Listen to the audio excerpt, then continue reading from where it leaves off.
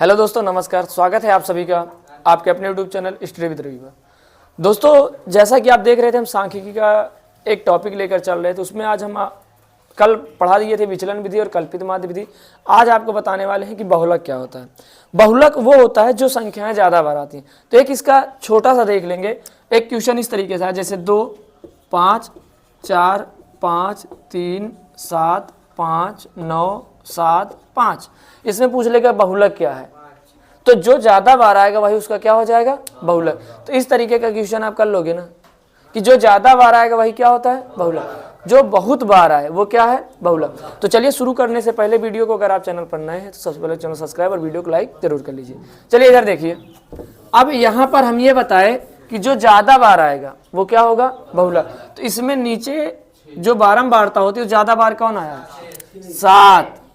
सबसे बड़ा नंबर जो होता है वही उसका बहुलक होता है। समझ में? अब आपको लग रहा हो 6 3 बार आया है, लेकिन यहाँ पर सारणी में अलग हो जाता है। सारणी में जो नीचे सबसे बड़ा नंबर होगा वही उसका क्या होगा, बहुलक। इतना समझ में आया? तो अब इसे हम मानेंगे F1। क्या मानेंगे? तो 1 के पहले क्या आता है, F0। क्या आता है, F0। और उसके बाद F2, F0, F1, F2। इतना समझ में आया?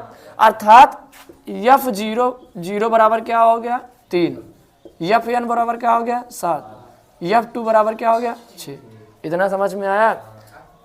इतना समझ में आया ना? अब उसके बाद ये वाली सीमा हमारी निम्न सीमा होती है, यल होता है। क्या होता है, यल। यानी यल बराबर क्या हो गया, 40। क्या हो गया, 40। और इन दोनों का अंतर यच होता है। तो यच बराबर 55 माइनस 40, यानी यच कितना हुआ, 15। समझ में आया? एक बार फिर से हम समझाते हैं। जो यहाँ सबसे बड़ा नंबर होगा वही इसका क्या होगा, बहुलक। अर्थात F1 क्या होगा, F1। F1 के पहले F0, F1 के बाद F2। इतना कर लोगे।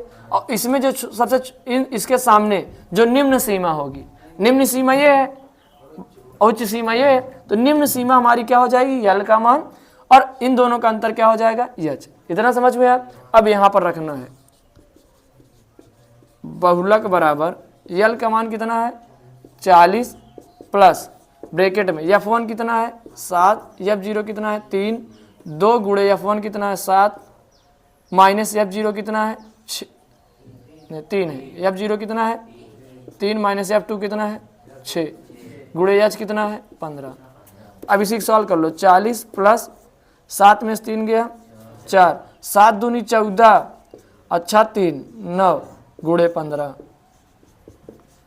यहाँ देखो 40 प्लस 4 बटा 14 में से 9 गया, 5, और गुणे कितना बचा है, 15। 5 का नाम 5 पंत यहाँ 15, अचर्त यहाँ 12। 40 प्लस 12, यानी इसका आंसर कितना आया, 52। यही आपका क्या है, बहुलक। कुछ समझ में आया? कल भाई क्या हाल है, समझ में आया? कितना आसान है ना।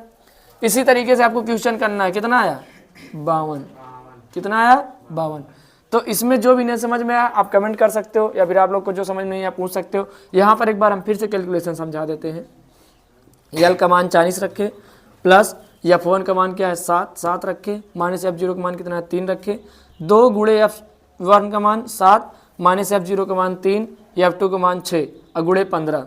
तो यहाँ पर 40 प्लस 4, 7 में से 3 गया 4, 7 दूनी 14, और 6 3 9। इसके अगली लाइन में 40 प्लस 14 में से 9 गया 5, और गुणे 15, 5 से काट देंगे, पंक्ति यहीं 15 और चरत यहीं 12। तो 40 12 कितना हो जाएगा, 52।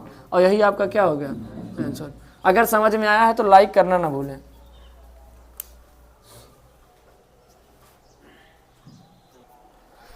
दोस्तों, अभी इस वाली सवाल को देखेंगे। सवाल नंबर 2। इसमें क्या है, प्रतिदिन दूध पर व्यय और घरों की संख्या। तो 30 दिनों तक कितना दूध व्यय हुआ है उसका बहुलक बताना है। ठीक है, तो इसमें क्या करना है, आप जानते हैं जैसे इसके पहले बताए थे। इस वाली सवाल को क्या मानेंगे, F1, क्योंकि ये सबसे बड़ी नंबर है। और इससे ऊपर वाला यल मान लेंगे 60 को। इन दोनों का अंतर क्या हो गया, H। यानी यल 60 हो गया, F1 कितना हो गया, 9। और उसके बाद ये वाला F0, और इसके बाद क्या होगा, F2।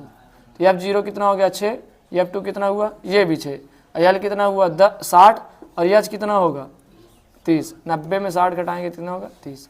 अब इसी पर रख के कर लीजिए, उतारिए।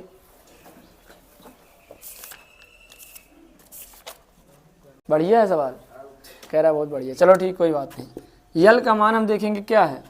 यल का मान है 30 प्लस F1 कितना है 9, F0 6, 2 F1 कितना है 6 नहीं 9, 9 माइनस F0 कितना है 6 माइनस F2 कितना है 6 और H कितना है 30। यहाँ पर देखेंगे 30 प्लस 9 में 6 गया 3, 9 दूना 18, 6 6 12 गुणे 30। अब यहाँ पर अगली लाइन देखिए 30 प्लस यल बराबर 60 है, यल का मान 60 है। अब यहाँ पर करेंगे 60 गुणे 3 और 18 में इस 12 घटाएंगे 6, कितना होगा 6, 6 गुणे 30, 6 का नम 6 6 पंचे 30, पंक्तियाँ ही 15 और 60 प्लस 15 कितना आया 75। यही आपका क्या है आंसर, बताइए।